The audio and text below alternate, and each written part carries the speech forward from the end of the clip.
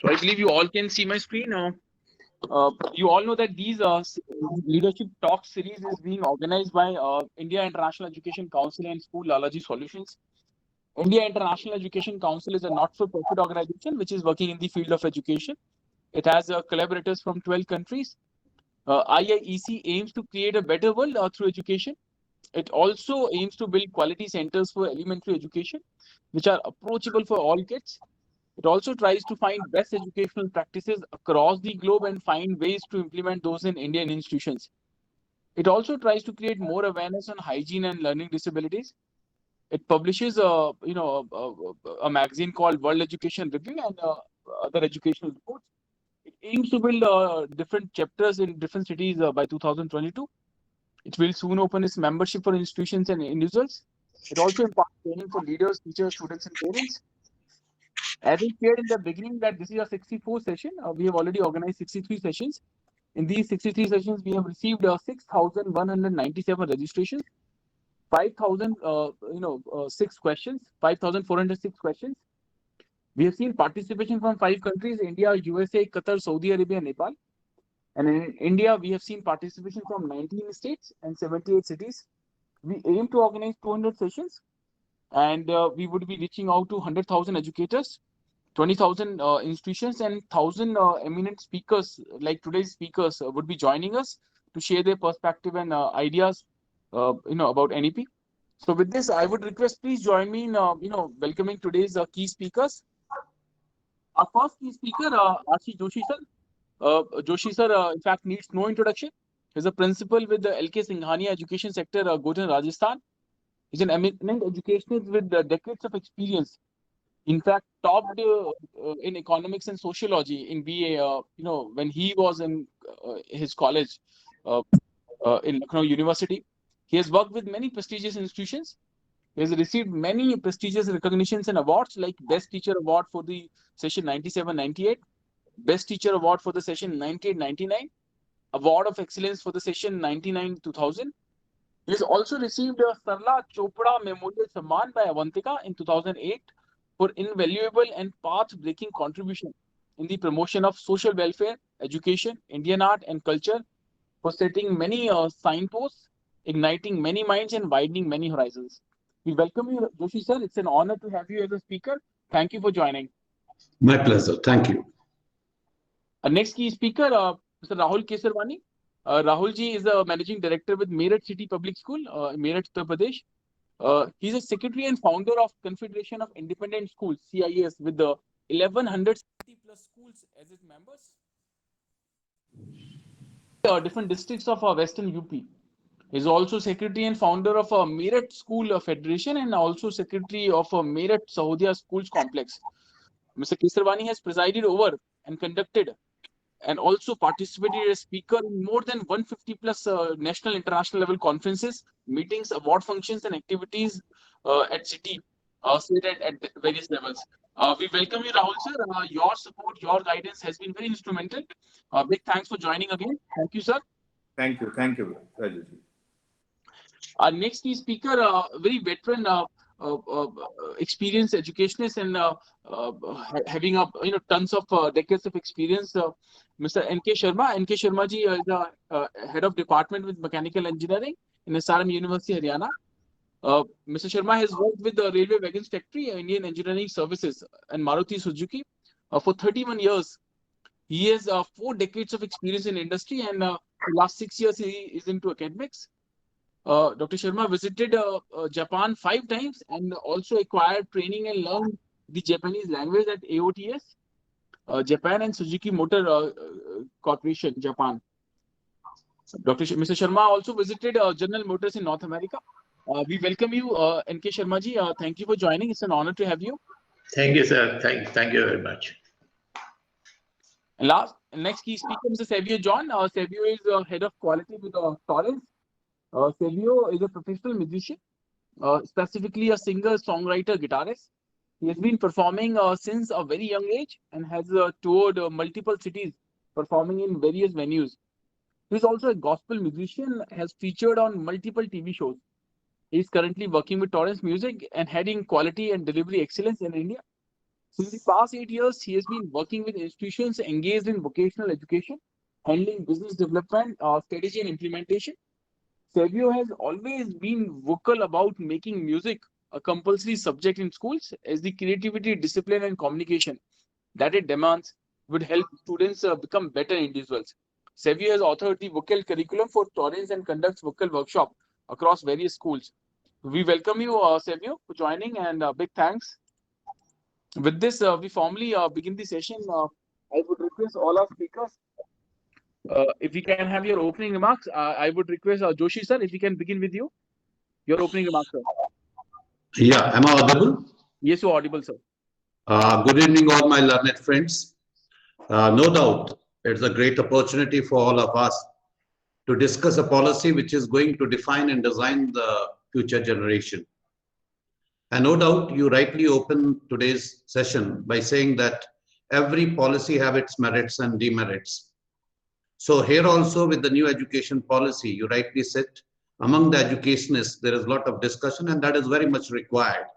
Because when it is related to education, because I always believe that if all the economic and social problem can be handled successfully, it is only possible through by providing good education and quality education.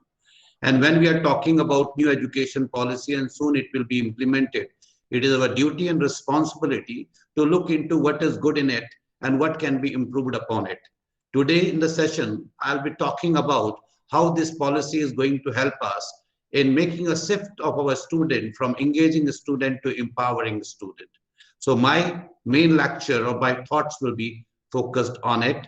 And at the same time, I will also talk about for the policy, it is not the content important, the people behind policy are also equally important, which I feel to some extent has been not taken care in terms of teachers, training and other things in the new education policy. So I will focus on these lines. Thank you. Thank you. Thank you, sir. We are very excited to hear your ideas and perspective. Now, I would request Shri Rahul Kesarwani ji. Rahul sir, if we can have your opening remark. Hello, everyone. I think I am audible, Rajulji? Yes, audible, sir. Okay. Rajulji, first of all, congratulations to you for holding the 64th session because you have utilized the time in a very perfect way.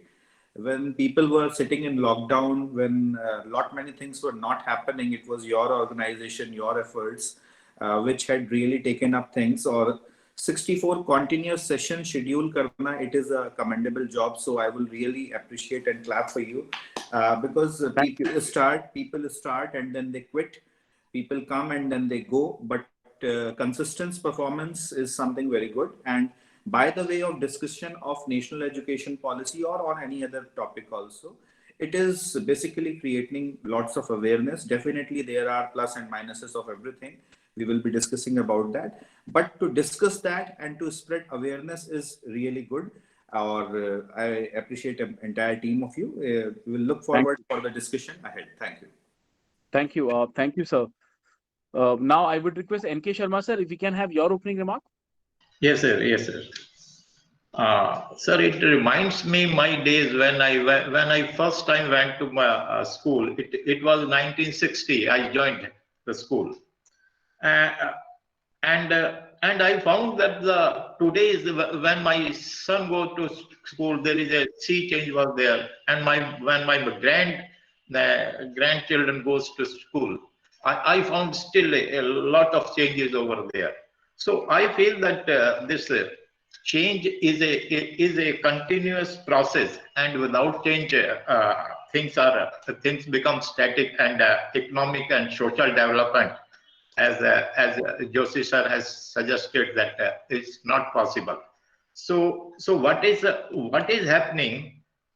This education policy which is pending for a very long time, and it has come up now. Ultimately, now what is most important comes on the school, universities, that what is being told that it should be our student should be able to implement that. and we should not be very much theoretical in things. We should be more concerned on the values normally, and the hard work. These two things, I found that in Japan, that these two things are very, very important. I had been to Japan a number of times. What I feel ultimately, that this whatever we are transferring the knowledge, it should get converted and should pay the results. In the beginning, I would and in my next speech, I will be more focusing on the industrial part, the industry ready. What the industry is looking for. Thank you, sir. Thank you. Absolutely, absolutely. The values and hard work, two keywords from NK Sharma sir. Thank you, sir. We'll come back to you. Now, I would request Mr. Xavier John. Xavier, we can have your opening remark. Good evening, everybody. Rajulji, thank you for having me over for this wonderful session and allowing me to be a part of such august gathering of panelists. I would just like to begin by quoting one line in point 27H from the 1986 NPE. It mentioned about organization of joyful extracurricular activities including skit, plays, dancing, singing, games, sports, excursions, etc. Just this one single line. Compared to this, the 2020 NEP has paid so much attention to the co-curricular and extracurricular activities, and it has definitely increased the interest in organizations like us. I represent this company called Torrents, and we are music solution providers. So I would just like to begin by saying that the people who have worked behind the NEP this time, they have really put a lot of research and have addressed so many points. So now I think it is over to us how we execute this and make sure that this NEP becomes more effective for our children and for the future generations. Thank you. Thank you, Xavier. With this, we come to the next part of the session, which is the main talk session. We would request all our key speakers to share their ideas in detail for 8 to 10 minutes, and then we'll take the questions from the participants. I would request Joshi sir, if we can begin with you. There is a very old quote, Joshi sir, that children go to school to get unfold, to unfold their true potential, not to get molded into conventional ideas. But so far, but we have seen that they are just molded into their into the conventional ideas. So how this policy, actually, aims to achieve that true meaning of education. So now over to you, sir. Your ideas about NEP and roadmap suggested by you. Yeah, Rahul, I'm totally agree with you and with Mr. Sharma, who made the statement, change is a continuous process. This is very much required because everything is dynamic around us. Globally, everything is dynamic. So how the education can remain static? But what changes we found in our education policy, I personally feel were not able to give us the fine product for which we were looking for. And that's why somewhere you find we focus more towards mugging, and at the same time what you're talking about, even today if I look into our kids when they enter in the school premises at the age of 3 or 4 years, how much potential, how much energy and how much curiosity they have. You just visit the classes, nursery, KG and prep, and see the teacher is asking the question, they are raising hands, and they themselves have number of questions. Because that time they have been not taught what is good question and what is bad question, what is stupid question, what is intelligent question. But once they grow and they move to the middle school, there we as a teacher teach them good question and bad question, intelligent question and a stupid question. And as a result, what happens, they stop asking questions. And when they go to the senior secondary level, their curiosity, their, you can say, question framing ability is deteriorate like anything, because we are marking them.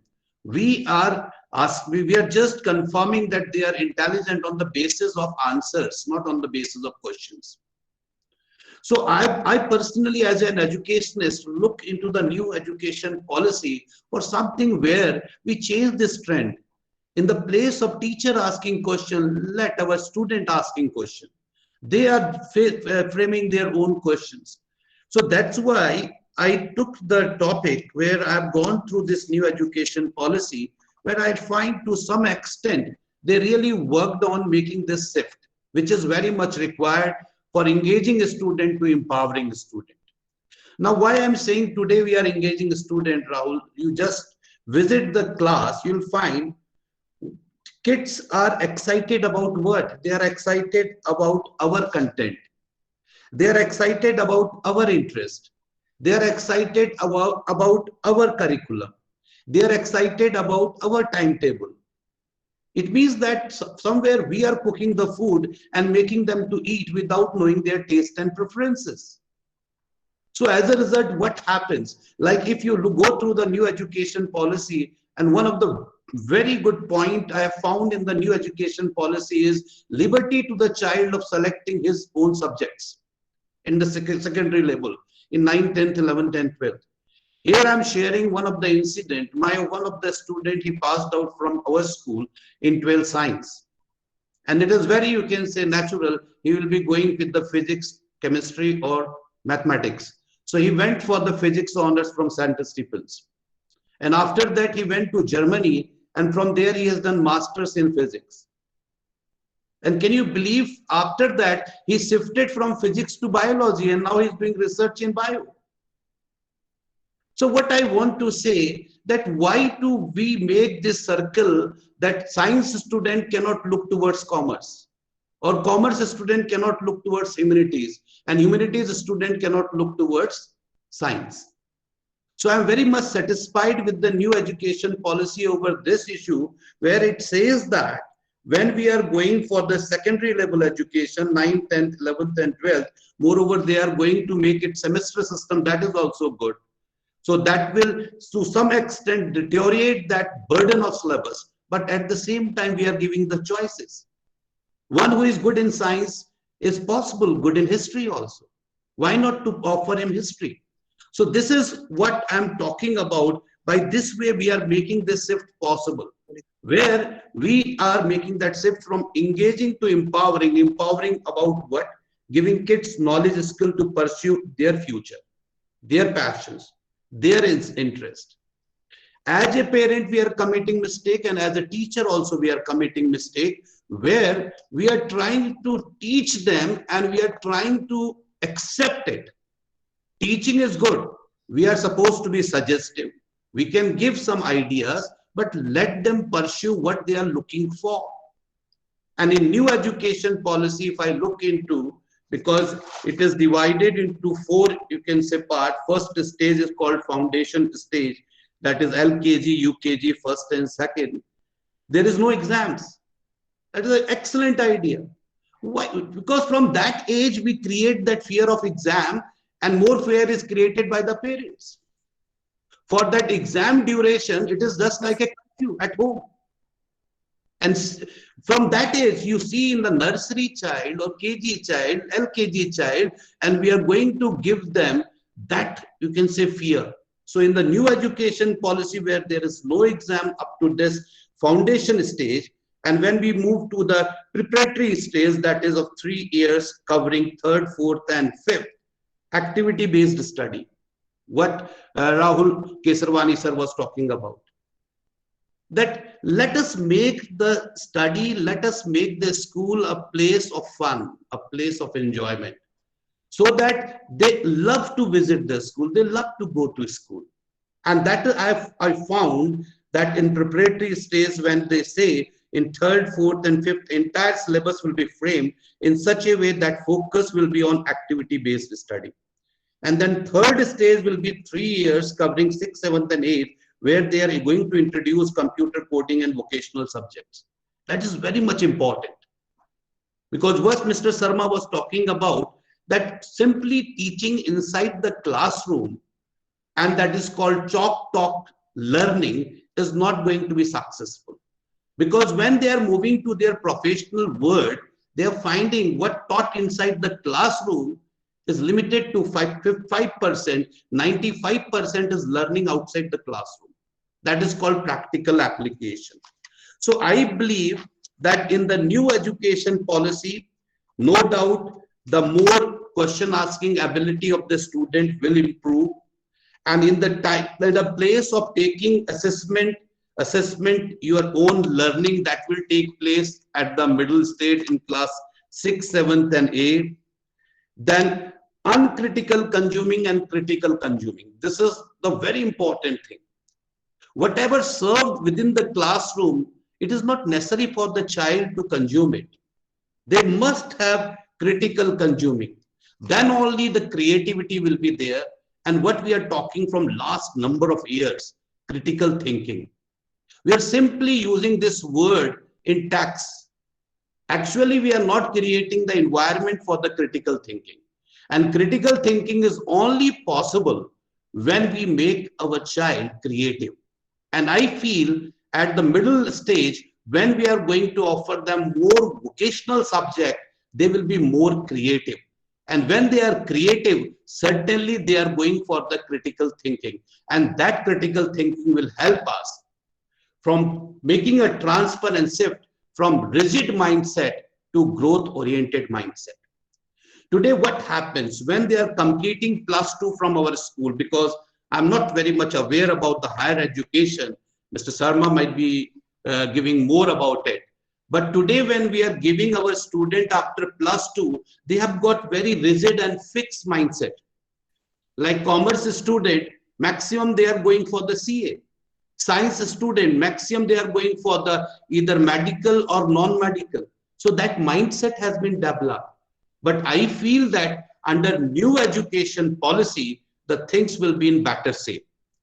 And second part of my today's talk is about it is not important that policy only. You see what happens of CCE, Rahul sir very much knows about it. It was introduced and it was not a bad model. It was a very good model of CCE. Because many of the countries were doing well and still they are doing well, like Australia and New Zealand. And maximum on CCE, we have imported the thing from Australia. And in their education, it is doing very well, that model. So why that model was not able to work in India? Because we brought the model, but we have not given the training to the people who are supposed to run that model. Same in new education policy is the threat. That if you go through the new education policy, there is very little about the teachers training.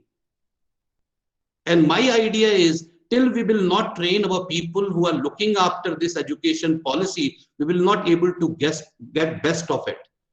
And not only training, that respect part is equally important. That people who are involved, like if you visit a class and just you take the opinion of the student, how many of them want to see their future as a teacher? No one. So when the things are light and when the last slot or last lot is going for the teaching profession, from where this policy will work. So I feel that we are supposed to work on, the government must work on developing the good training institutes for the teachers, especially for the middle school teachers and secondary school teachers. It is not that at present you will see the condition of B.Ed colleges. I don't think the training which actually required they are giving. And through that training, we will able to implement this new education policy in a proper manner. So my opinion is this policy have lot for the student, for the education, and for we all. But the only thing is that we will have to work, or government will have to work over the people who are going to implement this policy. They must be given proper training. This is from my side. Hope. Thank you, Joshi sir, and you've rightly raised these parts. The traditional education, generally kills the curiosity part of students, and that needs to be, rechecked. That needs to be discouraged. So, thank you, sir, for sharing your ideas. We'll come back to you with questions. Now, I would request Rahul Kesarwani, sir. Sir, you don't represent just your institution or yourself. You represent the entire community, right? You represent that, almost 1,500, different institutions which are part of your organization. So I'm sure you must have had a detailed communication, detailed conversation before and after the launch of this new national education policy. So over to you, sir. What are your ideas? What are your suggestions? Rahul sir. Thank you, Rajul ji. Yes, it is because heading a very big association of schools, definitely the perspective gets changed a lot. And you have a new mindset, you have a new thought process under which you observe each and every rules and regulation, each and every policy, whatever is happening in the country. And definitely my opinion is based on that only. Yes, we were since very beginning, we were directly involved in the formation of the draft national education policy. Then there were certain challenges in the draft national education policy, which was released on 2nd of June 2019. We made various suggestions to the MHRD, to CBSE, to various stakeholders who were involved in the drafting committee members, even the drafting committee chairman. Then some of those changes were definitely incorporated, and then this final policy is made. Now, if we talk about this policy, there are, again, like every coin has two sides, definitely this also has a similar aspect. First good thing is that after a long period, a policy came about the school education. That is something wonderful. We are discussing only about the school education, so we'll talk about that only. So after a long period, something came of a school after 1986. That is a very, very long period. And the best part which I feel about this policy is that this policy is focusing about India's tradition and value system. That is the most important part which I like about this policy. कि हम वापस अपने tradition को, अपने culture को पढ़ने की तरफ जाएंगे, उसको सुनेंगे, उसको समझेंगे और बच्चों को उसके बारे में बहुत सारी चीजें बताएंगे. Various times when we interact with several government officials also, several educators also, we quote different experiences, what we have witnessed in Finland, in Denmark, in Sweden, in Europe, in Germany about the education. But हम कभी भी नालंदा की बातें नहीं करते हैं. We never talk about our traditions and past. So hopefully उसकी शुरुआत होगी इसमें. That is the best part. Second good thing what I feel about this policy is that they are introducing mother tongue till class 5th level, and with the probability that it can also continue till class 8th. Again, this point has been taken as in a very positive way and in negative way also, but in a longer run, just shuru mein to definitely there will be a bit of difficulty when the English medium students, English medium teachers will have to transform them into the Hindi language, completely Hindi language. But yes, after certain point of time, definitely it will automatically become a habit and we will be very well versed with that. Another important point which I feel good about is that till now in India, in our country, there was no detention policy till class 8th. So what used to happen is suddenly when the student used to enter into class 9th and class 10th, so the pass percentage used to drop drastically. Now there are board exams which are introduced at class 3 level, class 5 level, class 8 level, and definitely at class 10 and 12 level. So those exactly will not be the board exam, but yes, there will be common exam which will be happening through SSSA, that is the State School Standards Authority. Like in UP State will be conducting a consolidated exam for class 3 students. So definitely, अगर किसी बच्चे में कोई weakness है तो वो class वहीं 3 पे repeat करेगा and then he will be promoted to class 4th level. So that is one of the best part. Then they have talked about National Testing Agency, 50 hours of training schedules. These are all very good. Introduction of third language, perhaps Sanskrit may also be introduced, or some regional language can also be introduced. Now I come to the very important and a different part of which I feel that it is not being taken care of in this, and which should have been taken care of. Policy tells us about, Rajulji, if you remember about the draft policy has worked out with certain statistics, and those are very relevant. एक हमको ध्यान रखना होगा कि we are not discussing only about the urban lot of students. We are not discussing about those lot of people who are having these gadgets, but we are taking country as a whole, 135 crores of students as a whole, or people as a whole. This policy tells us about the facts and figures that in the age group of 6 to 17 years, around 3.22 crore students become dropout due to different reasons. मैं अपनी तरफ से थोड़ा सा broad perspective में पूरे education system को classify करता हूँ. One is the private schools, second is the government school, third is the rural segment or the underprivileged segment, and fourth category can be the urban category in which we are living. Private schools are self-sustained schools. They are growing on the basis of their quality, their teachers upgrade, their systems upgrade. Rural segment and underprivileged section ke liye, there is nothing which has been said. Facts and figures have been developed, facts and figures have been mentioned.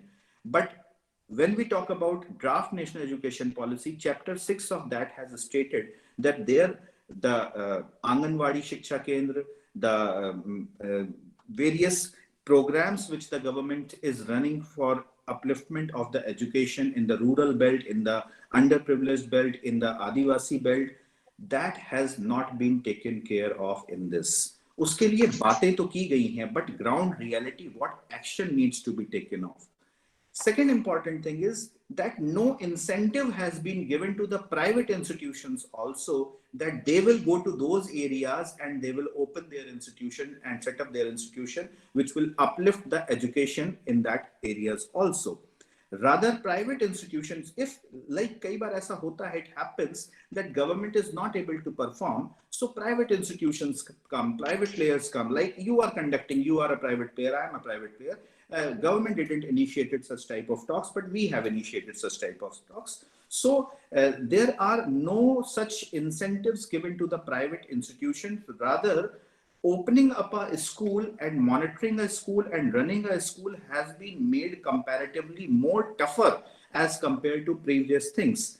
Resultant, what will happen is that various people who are able to open up new institutions, new educational setup, they will not be going for setting up new schools or new institutions, and that will be a very, very sad part. That shouldn't have happened. Now, if we talk about CBSE schools, then we have CBSE as our governing body. Then there will be DSE, Department of State Education, that will be governing CBSE schools. Then there will be SSSA, State School Standards Authority, that will be governing CBSE school. Then there will be SCERT, State Curriculum Education, that will also be governing CBSE schools. So what will happen is, basically one public school, if I talk about my school, it will be governed by 4 or 5 government bodies who will be directly asking all the similar type of questions. All the reportings will be taken. Accreditation has been made compulsory, affiliation has been made compulsory, recognition will be made compulsory. So private schools will be busy in managing all these affairs, and this will demote them to open up schools, new schools. 3.25 crore बच्चा अगर हमारा education ले ही नहीं पा रहा है और वो ड्रॉप आउट हो जा रहा है, this is a very, very, very serious concern which this policy has not addressed. Second important thing, what Joshi sir was talking about, that is training part. Till date also, sorry to tell you that CBSE does not have a very defined training module for the principals. That is a very sad part. If we are going to introduce something, बहुत सारी बातें तो हमने कर ली, बहुत अच्छी बातें हमने कर ली, बहुत अच्छी पॉलिसी बना ली, 55 पेज की, 100 पेज की, 500 पेज की, but when it comes to the practical implementation of that policy, how far we are actually going to implement that? और अगर हम उसको implement ही नहीं कर पाएंगे तो फिर वो क्या होगा, पेपर वर्क बन के रह जाएगा. This policy also talks about school complexes and school cluster. Again, that is a problem. How recently CBSE has also introduced 1.5 years back hubs of learning. Hubs of learning ended nowhere. कुछ हुआ ही नहीं उसमें. That was merely a circular came. We all discussed about it. We all get in touch with each other, and actually the thing didn't happen. So basically, government should look on the practical implementation. और हमारा देश तब बढ़ेगा when even the last lot of our children is being getting proper education. बड़े बड़े शब्दों से, बड़े बड़े आडंबरों से हमारा काम नहीं चलने जा रहा. It basically needs to focus on the last lot. Thank you, everyone. Thank you, sir, for sharing, your perception about NEP, what it has and what it does not have, what it should have had. So big thanks, sir. Certainly, we'll come back to you with questions, and I'm sure your talk would raise more questions, would create more questions, so that I would request you to answer those things. So now I would request Mr. N.K. Sharma ji. Sir, you have 4 decades of experience in industry, and now you have into academics for last 1 decade. You know, you see the education from a different perspective. When we prepare our children in school and then colleges, then they go to industries. So many people believe that they don't have what actually industries are looking for. So why they don't have that, and how this policy can help us in having that what industries are looking for. So NK Sharma sir. Sir, it is like this. Like I said, change is a continuous process, and learning is also a continuous process. It never stops. What happened? I just because Joshi sir and Rahul sir has already spoken a lot of things and have given a very good insight of the policies. I would like to touch a slightly different from the industry, what the industry is looking at. So what happened when I got retired from Maruti Suzuki, I was at home. So I was not allowed to remain at home. I was told that, oh, do something. So it is a continuous process, and I had to join the SRM University. I joined as HOD over there for the last 7 years. I worked in various fields. I worked in administration. I worked in a railway wagons factory. I worked with Maruti Suzuki, and also in a design of machine tools, and for the 7 years with the SRM University. And I keep changing my subjects. I don't stick to only the design part or production part. I keep changing my subject also when I do. So that means it is like education or the learning is a multifaceted. And learning is not only in schools, it is in the society also. We learn a lot of things in society, and which is actually needed in the industry or when we go for service. I gave you an example of Japanese style of management. One of the director, he joined Maruti Suzuki somewhere in 1980, 83, 84. Whenever he had been going to the shop floor, he said that he had been telling only one thing, that I want to see the shop floor more clean, more comfortable than my office. What he's looking at? He is looking at that how the people can be brought together to be more productive. So these things somehow this education is in education system is not very much possible. It is only by as the Joshi sir has said that training is a continuous process. He had been training us. That means he has been training all across. One of the very good thing over is a quality circle. He had been going to the shop floor and asking everyone that what improvement have been done.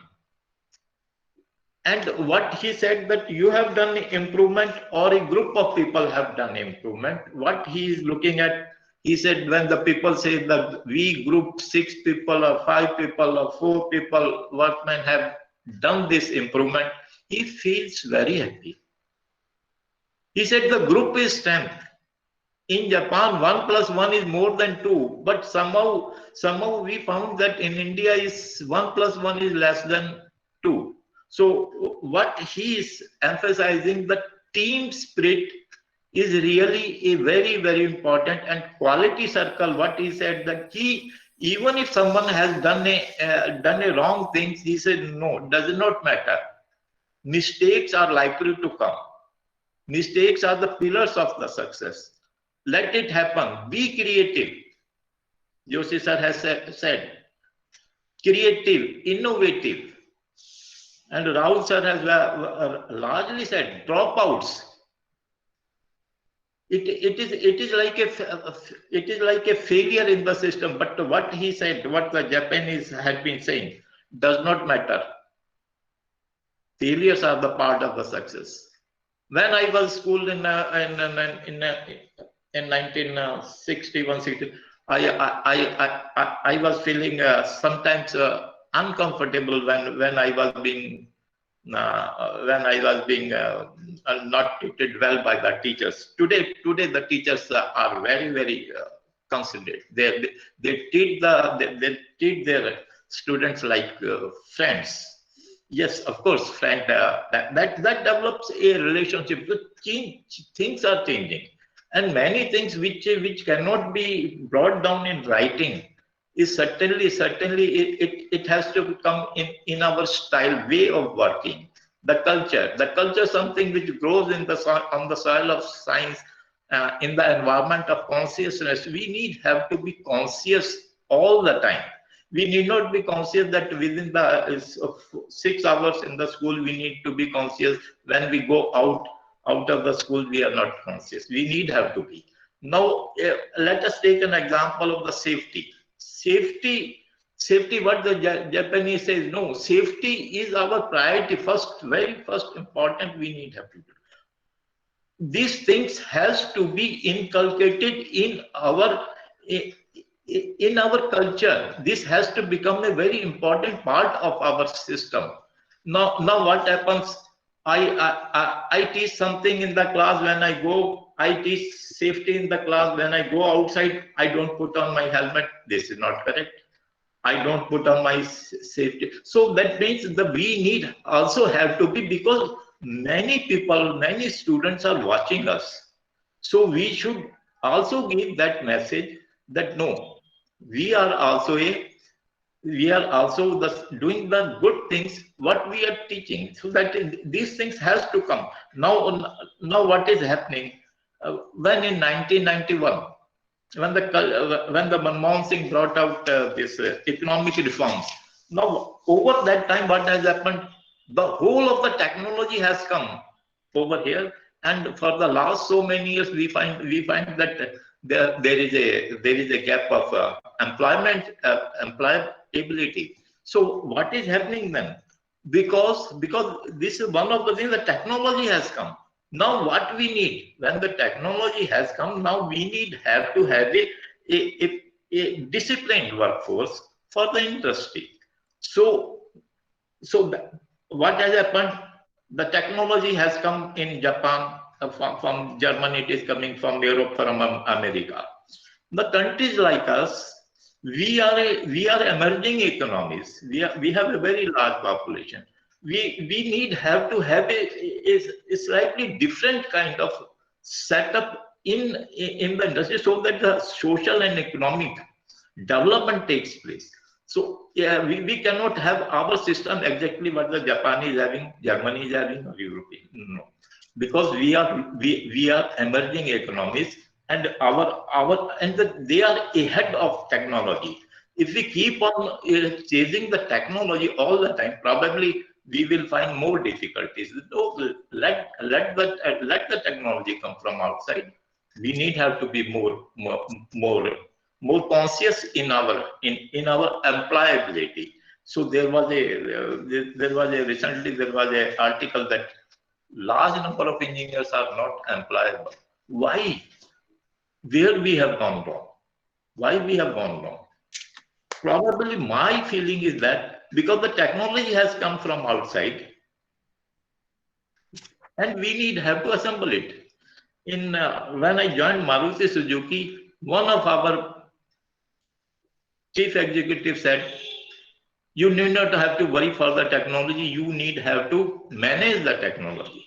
The technology is coming from somewhere. Use that technology as it is.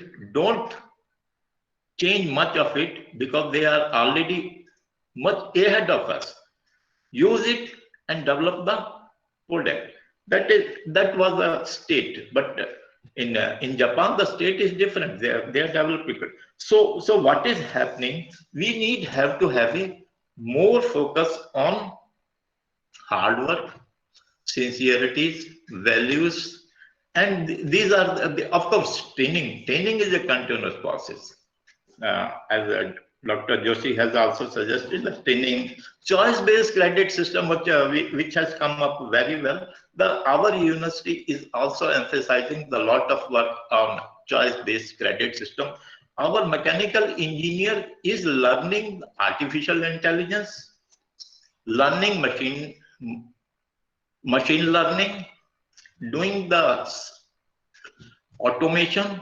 So earlier these were very domain specific. Today choice based credit system, the engineer can learn to commerce also, the finance also. Similarly, if these things have come in the schools, this is a wonderful because it will ultimately make the child creative and innovative, empowering. And Rahul sir has suggested a very good thing, the dropouts. It is really a point of concern. How to address this thing? We just for education system, we just cannot we cannot we cannot control it. We have many other issues to see into that. Why these drops out there? There could many hundred of reasons. Probably one of the reason is that our purchasing power, or the many reasons, so many reasons we all know about it. And with this, I would like to say that industry is looking a ready. Industry ready. What we say, why there was a report, they say 70% of engineers are not employable. It is very strange. 70% engineers are not employable. Who says? This is the industry saying, not Japan or Germany saying. Our own industry is saying. Why? There is something, some gap is over there. Industry is needing something else. Education system is. I am also equally accountable, responsible, because I had been in industry also and have seen these faces also. So yes, there are gaps are there. There are gaps are there. What happened? Our one of the culture is that in Japan, I see a general manager is walking in the shop floor. He found some dust on the shop floor, some small component on the shop floor. He went over there and picked it up and kept in his pocket. In India, I did not saw it. Here in even in Maruti Suzuki for few years. But over the time, that culture got developed in us, because by seeing it, feeling across the environment, the consciousness changed us. So the education system, along with the whole of the society, needs also to be to change accordingly. And I feel this education system, there are many good things are there, and we have to keep pursuing all these things. Right. I'm with this policy. There are some limitations are always there. Yes, there are limitations are always there. Probably, and these things will over the time will Absolutely. be resolved. Yes, with this, I would like to. Big thanks, Sharma sir, for sharing. I would say the roadmap. You suggested the ways how we certainly can improve the situation and in fact, the eventual outcome. We need to create more examples. In fact, educators need to create, need to set examples, by their own life, by following those values. And, big thanks, Sharma sir. We'll come back to you with questions.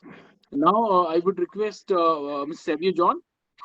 Savio, you represent the art side of education. You represent the music education. Yeah. This national education policy has given a very special focus, on music in particular and art in general. And I'm sure 10, 15 years down the line, the perception would have changed definitely, the way we see art education in today's time and 15 years down the line. Yes. So, Yes. I would like to share your thoughts. If you can share your thoughts in detail. Number one, I'll also would like to know, how do you see that music education in coming time?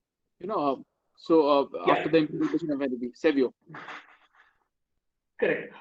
Thank you so much, Rajulji. It's a very interesting question, and I would like to, appreciate the importance given to extracurricular activities, especially music.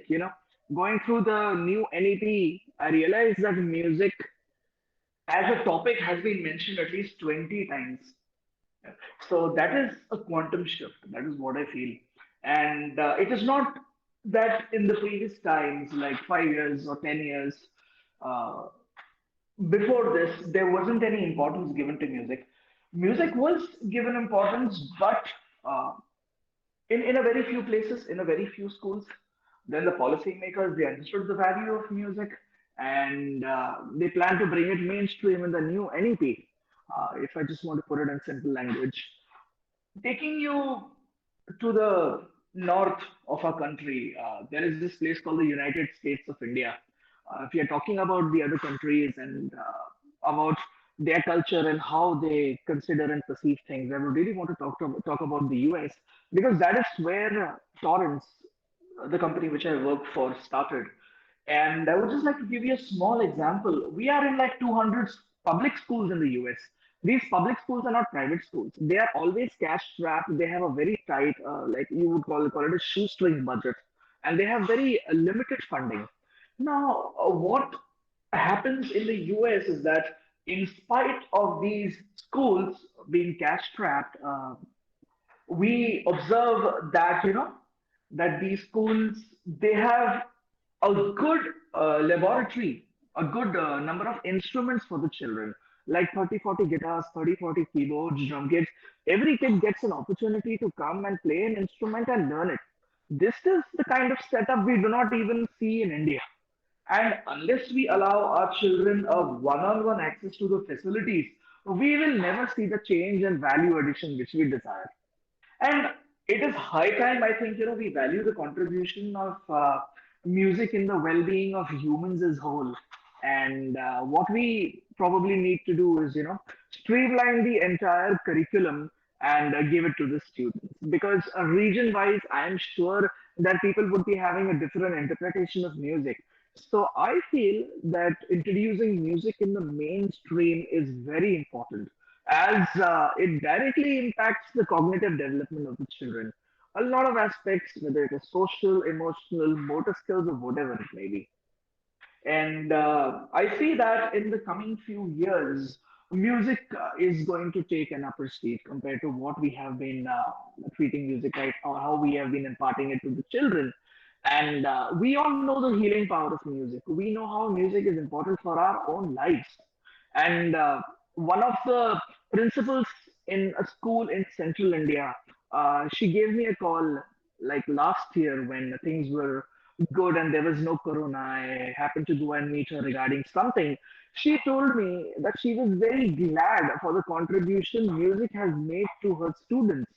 There, she admitted that there has been a huge amount of decrease in classroom violence and destruction of equipment in the school. Otherwise, we have seen that kids, they get there is a lot of energy which is stored, and if uh, it is not channelized in the right way, we see that instruments are broken and then equipment is broken. So she said that there was almost 100% reduction in these kind of cases. So that is something which is also the power of music, and it is. I'm very glad to see the kind of uh, impetus which is given to music in this current NEP, and uh, I feel that mainstreaming, bringing music into the mainstream is going to help us in the bigger goal. And companies like us, Torrens Music, we come into the picture. We come in with an entire solution. We just don't come with a couple of instruments or just some idea. We come with an entire solution. We have a proper curriculum. We have multiple equipment which we give to the children, so that every child gets an access to the instrument, so that they can learn it at their speed. one of the most renowned music directors in India, Ehsan Nurani, of the Shankar Ehsan Lloyd Trio, who is also a director in Torrens Music. He used to say that whenever he would study, there would be music playing in the background. And it is proven that classical music has a role in brain development of the kid even inside the womb. So I feel that identifying the proper avenues and the proper aspects of how we can exactly impart this music education to the children, how exactly can we streamline the music curriculum will go a long way in and how music is being accepted in the classrooms. Rajulji. Thank you, Savio, for sharing. You know, the kind of scenario we can have, post implementation of this NEP, as far as the so far extracurricular activities which are called in today's time are concerned. So big thanks. We'll come back to you with questions, Savio. And the time with this, we enter into the last part of this, session. We have received many questions. So I would like to present these questions to all our eminent speakers, and we would request all of you if we can have your thoughts on these questions. But before I start presenting these questions, I'll take a minute in explaining, what exactly we are doing at School Lalaji Solutions. I'll take a minute. I'll share my screen here.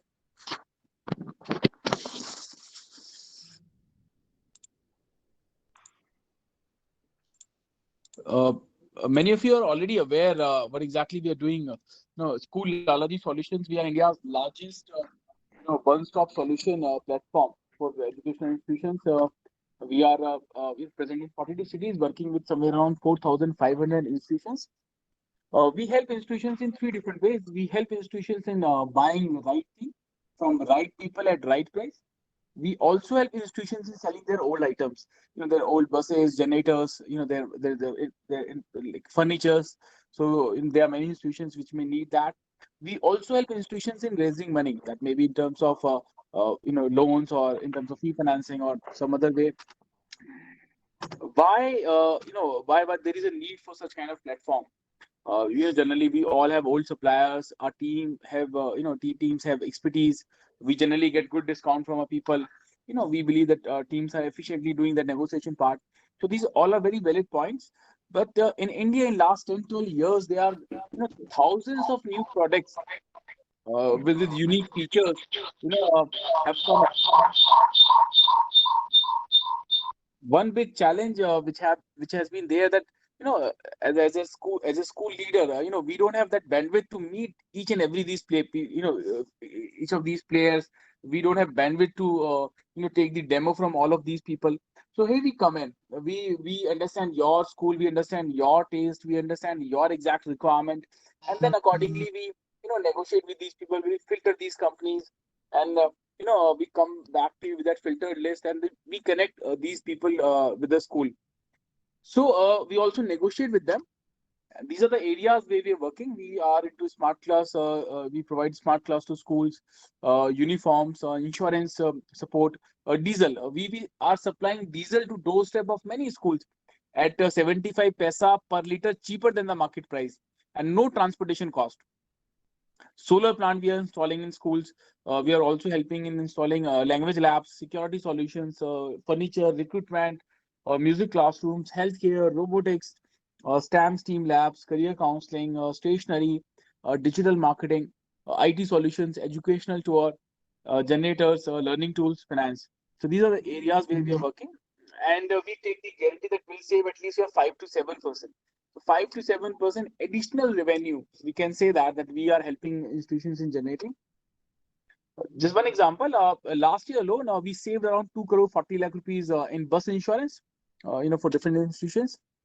These are some major highlights from last year. We did 8 megawatt plus solar installation, 3,000 plus bus insurance, 400 smart classrooms, 2,000 plus cameras, 350 plus training programs, 56 old buses, uniform in 42 schools.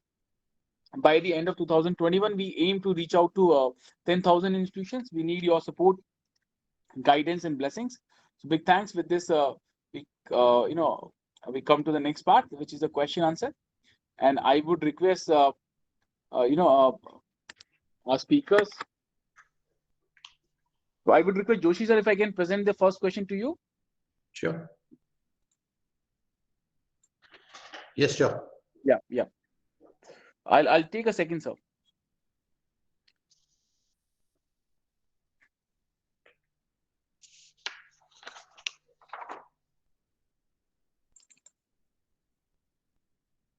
Yes. Joshi sir, this question has come from Mr. Neha Katiyar. Neha ji is a PGT of physics with the Diksha Bharati School, Rewari. Ms. Neha has asked if you can. She has asked about the challenges. So I would request if you can highlight 3 key challenges which would come up while implementing this national education policy. Any 3 key challenges, sir? Yeah. The first challenge itself I discussed in my initial talk. That is about how to train our teachers. Because see what happens then, first of all, mindset is there.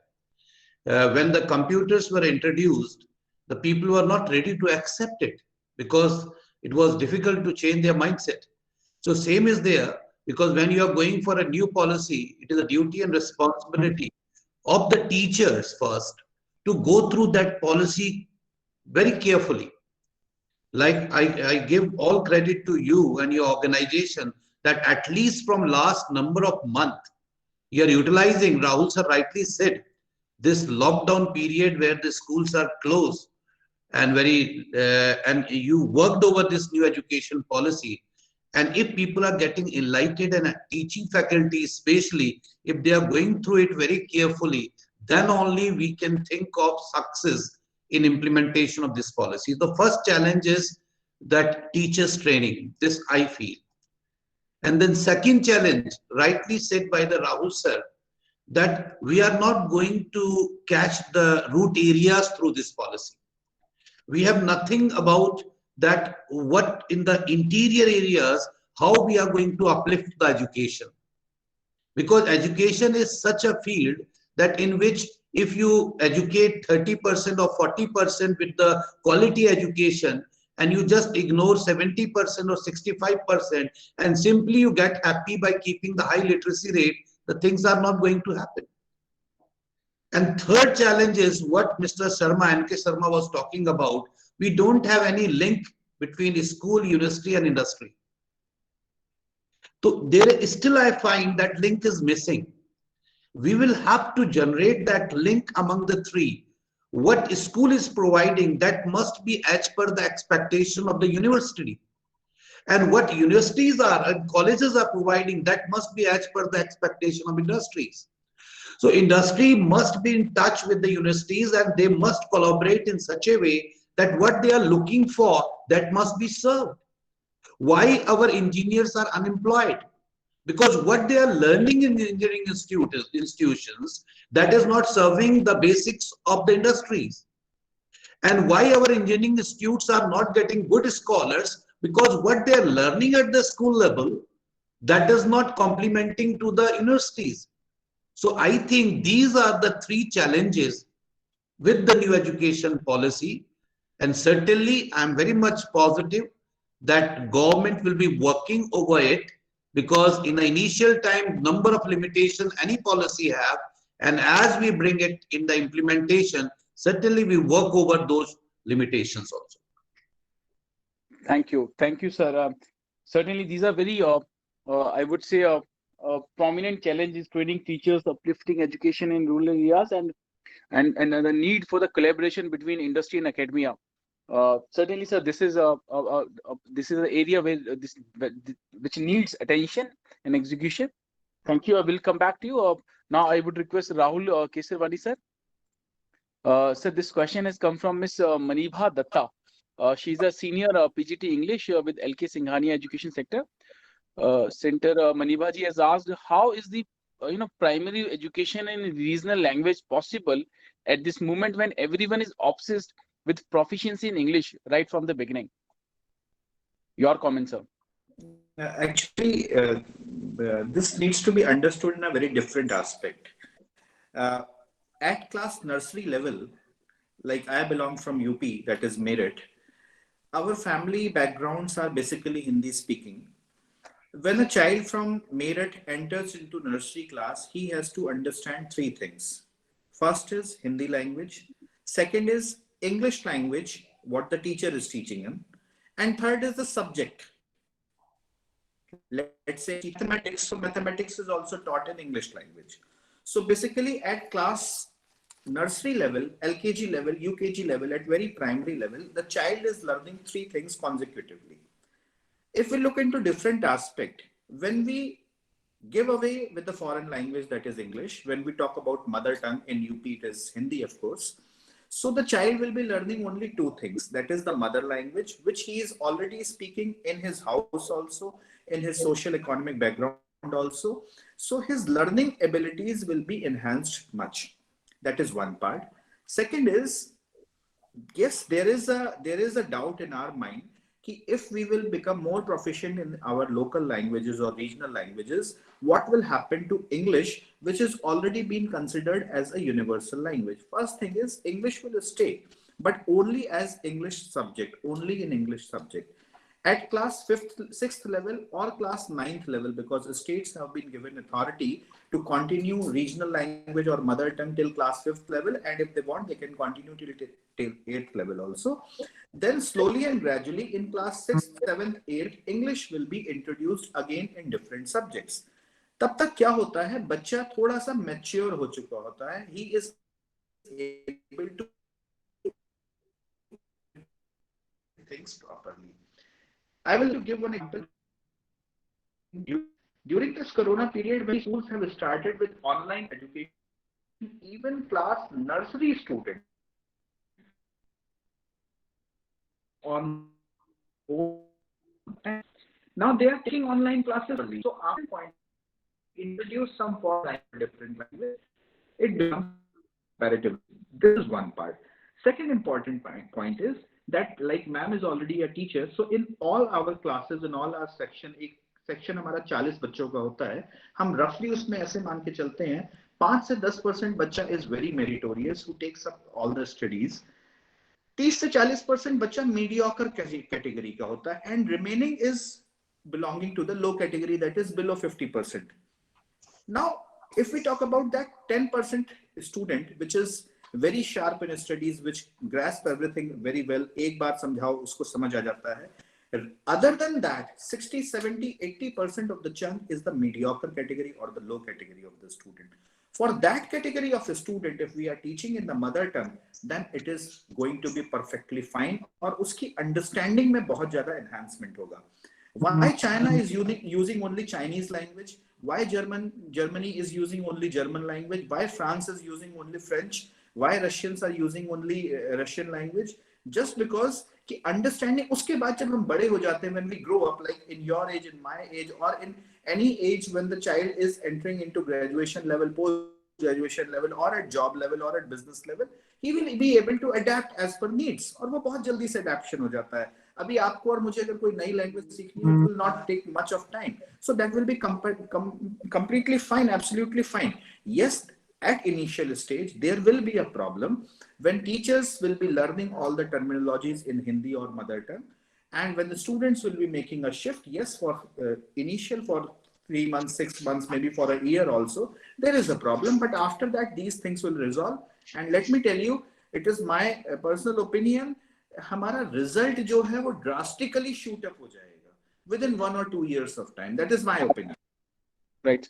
I believe, sir, that the challenge would be from the demand side. It won't be from the supply side. I believe schools and educators, they understand this, and they can train themselves, to deliver those lectures, those concept in the mother tongue language or the local language part.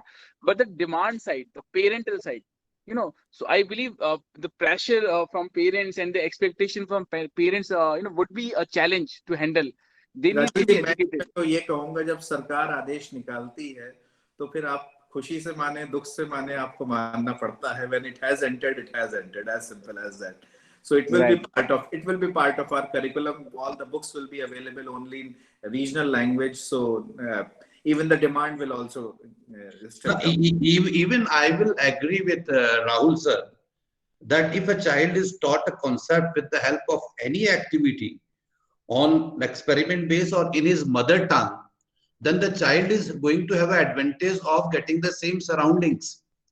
Because when my child is coming to the school and I'm teaching in English, when he is going home, he is getting the Gujarati environment. So he is not getting to express and not getting the things done at home. So it will connect home with the school also. So in the initial stages, this is a beautiful idea of introducing the regional language. I think so. इसका राजन जी एक technical जी। Just I take 1 minute, एक technical aspect और है, like at a later stage when we become proficient in any language, our thought process, हम सोचना भी उसी लैंग्वेज में शुरू कर देते हैं, but at the initial stage हमारा माइंड उसे ट्रांसलेट करता है. First we interpret the thing in Hindi, then we translate it into English, and then we speak up. So it is 3-step process, and when we are speaking in our mother tongue, it is just 2-step process. So things become comparatively easier. जब बच्चा छोटा होता है तो वो हमको उसको scientifically समझना पड़ेगा. वो छोटे में इतना एक्सपर्ट नहीं हो पाता, तो his thought process is not happening in English. So it will be comparatively better for the students to get education in their mother tongue. I strongly support this point of NEP. Thank you. Very true, Rahul. Very true. Right, sir. Now, I would request NK Sharma, sir. Sir, if I can present this one to you. Joshi sir also talked about, as the Rahul sir suggested, that the biggest challenge would be to implement this policy in an exact way to the rural areas. So this question has come from, this question has come from Miss Sindhu G Kutti. She's a PRT with the LK Singhania Education Center. Mrs. Sindhu has asked, how can we reach the innermost rural India effectively? Any two magical suggestions, sir? Sir, this is not so easy to answer. How to penetrate in the rural areas? I give you an example of marketing. Marketing, there was a question of market penetration. How we can sell more product in the same area. It is not that easy. The education system penetration in the rural area, certainly everything is it is our socially and economic conditions over there. Do we have because there is a thing now. Initially, what they need roti, kapra, makan. They start from there. They get used to only for those things basic.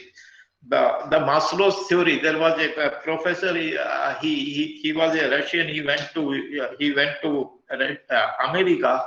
Then he developed a Maslow's theory of needs. So theory of needs says that there is one theory. One is a theory of need, and second is our economic conditions are we in that stage that we can afford everything over there?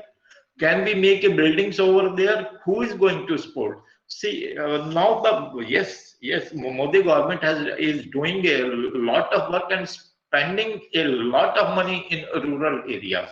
Ultimately, now there was time, sir. I tell you, there was time about 20 years, 30 years. Even today, the doctors are not interested. The government spends so much money over them on doctors.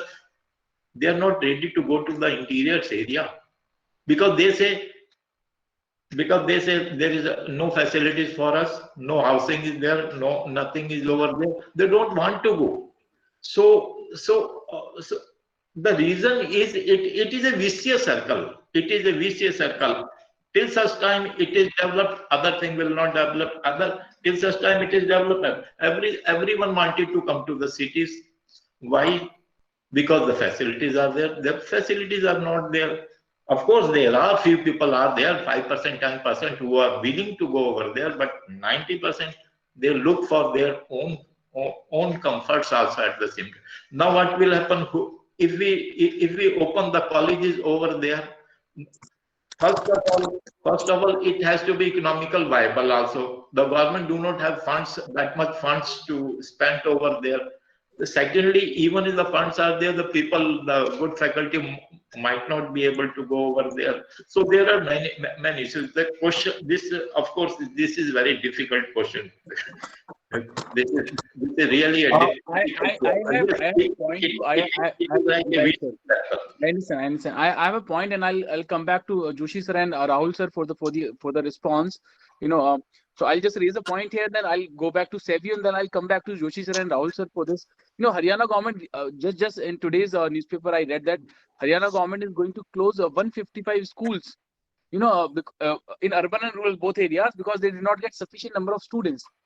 So many schools are from Delhi NCR part. They are from Sonipat, they are from Faridabad, they are from Gurgaon. So this is not I believe particularly a problem in the rural area. Even in Gurgaon, we closed a few schools because we did not get sufficient teachers for the 11th and 12th, or we did not get sufficient number of students for particular schools. So I'll come back to Joshi sir and Rahul sir for the response. Now I would request Sevio. Sevio, this question has come from Ms. Monica. She's a teacher with Chiba Public School. Okay.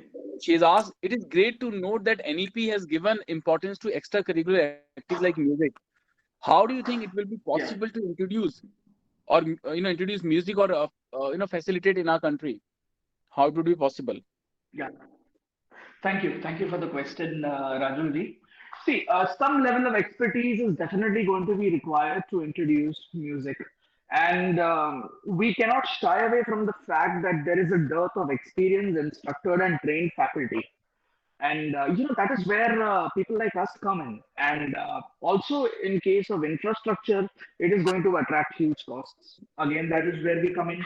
And it overall needs to be theory and application. It needs to be an integrated theory and application program. And we know the technical, the know-how of how to introduce music from level 1 to level 10. And I would also like to talk about one particular thing which I missed out in my address. I don't know if you remember in one of the previous sessions, Dr. R.P. Singh, he had mentioned that we just do not want to become a superpower. We need to have leaders. We need to have individuals who know their responsibilities. And, we need to have leaders who have been exposed to holistic development. And this development just does not happen at the level of graduation or higher education. It starts as early childhood care. Okay. And there is a regulation of the preschool level which is prescribed in the NEP, which I think is a very important move. Introducing arts, humanities, music at these fundamental levels is really going to help our children, passing out after a few years, to make them independent thinkers and decision makers. And they need to, themselves learn how to tackle tough situations. And I'm sure music will always be there to help them. So introducing music to the masses, to the schools, there would be a certain level of expertise and technicality which is required. And for that, I think we need aggregators, third-party aggregators, companies like us, we need to come into the mainstream and introduce a formal, proper curriculum. Absolutely. Right. Thank you, Sevio. And now I would request, first Joshi sir. Joshi sir, as I said that, the problem with education, primarily, obviously, there is a huge problem in the rural part. But again, if we look at the government sector, the government schools, so I just share the news that Haryana government is going to close a few schools, 100 plus schools, in fact, because they did not get the sufficient number of students. So when we have a problem of dropouts, so the students are not getting that facility, and at the other end, we already have infrastructure, but we are closing that infrastructure because we do not get number of students. There must be some other problem. Yeah. See, when you're talking about Haryana, I was thinking about Delhi. You will get the answer of this question if you take Delhi at one place, another place you take Haryana. years back in Delhi also, in government schools, the taste and preferences of the parents were not there. But today the things has been changed drastically. In Delhi, the government has really worked with education. And that's why whatever changes took place in the government schools, at least the parents are, you can say, average earners or below average earners. They are looking for those schools on the basis of work over the infrastructure, work over the teachers, training, whatever it is. Now the question is why this is happening in Haryana. Is it the rural migration is taking place or the population is not there? If rural migration is taking place, it means that we were not able to serve the real education to the local people of that area. What Mr. N.K. Sharma was talking about, it is not only about the schools or infrastructure. It's about the education, what you are providing there. So when I talk about teachers training, it is not about how to teach. This is not the only element of teachers training. It is about the attitude. If you will, as I said, कि is still in our country, वो आज भी हमारे वहाँ चलता है, कुछ नहीं है, चलो टीचर बन जाओ. If with this attitude we are going towards this profession, कुछ नहीं है, चलो टीचर बन जाओ. So I don't have that attitude of a teacher. And even I say, कुछ नहीं है, टीचर बन जाओ, लेकिन बन जाओ तो कम से कम फिर then it is by choice. It should not be by force. So till we will not develop this culture, whether we are working in government school or you're working in private school, we will not able to attract the parents and the kids. So this is happening. Even I'm from Uttarakhand. I've seen a lot of migration is because of not only that infrastructure, because of good faculties are not available in rural Uttarakhand.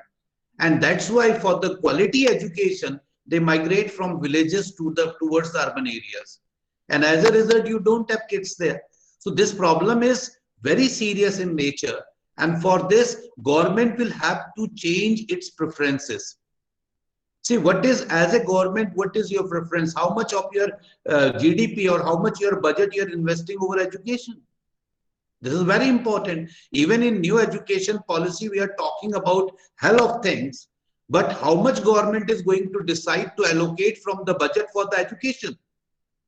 Until we are not going to increase the size of budget for the education, and that to be spent over the, again I am saying, not on infrastructure only. Because if sir was saying about the Nalanda and other institution, if you go those years, so beautiful years of our country, that time infrastructure was not important. The important was quality education given by the teachers. Even today you see the government school from where we have been taught, we still remember those teachers. They were quite devoted and dedicated. The things has been changed in the last 20 or 25 years. So accordingly, now it's the responsibility of the government. If the government want to touch the rural roots of education, they will have to allocate a bigger part of budget for the education, and with all honesty and sincerity. And that to be in enhancing the qualities of teachers and making this profession respectful in the society, so that even the brilliant student of the class start thinking of becoming a professor or teacher, which is happening in Europe. This is my idea. Absolutely, absolutely. Rahul sir, I believe after listening to Joshi sir, Sharma sir, I have come to this conclusion. The question is on the intent. Intent of individuals, intent of institutions, or intent of the government. The policy is very good, but the intent, if intent will improve, certainly the fruits, will improve. So what would be your comment? How we can create more motivation, or how we can change that intent? Rajulji, first of all, I'll go to the previous question, why lot many schools are being closed in Haryana. थोड़ा सा हमें इसका background समझना पड़ेगा, how this national education policy has been